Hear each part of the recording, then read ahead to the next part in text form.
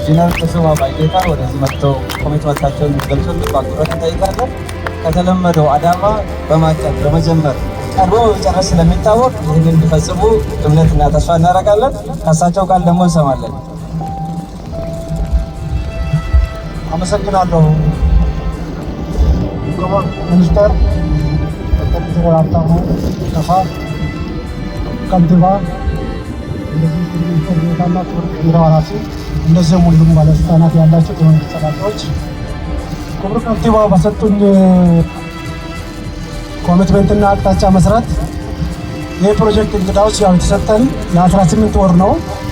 በ18 ወር ውስጥ እኛ ደግሞ ከ18 ወር ውስጥ ባነሰ በ15 ወር ውስጥ ይህን ፕሮጀክት ጨርሰን በተፈለገው ዲዛይን እና በተፈለገው ኳሊቲ ጥራት መሰረት እንደዚሁ ደግሞ እንዳያችሁ እኛው ለግንባታውን ለማካሄድ ዝግጁ ነን። ሁሉም ነገር በጣም ትናንትና ጀምረናል።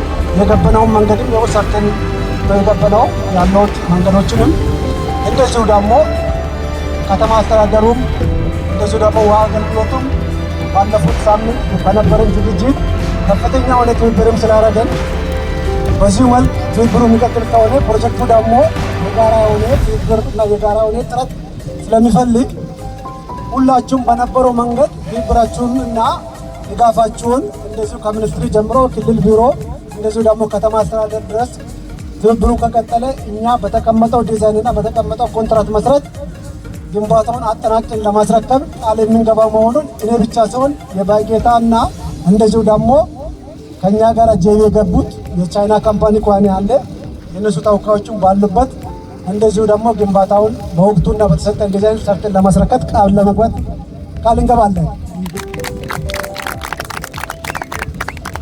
ክቡር ኢንጂነር ተሾመ ባይጌታ ከልብ እናመሰግናለን።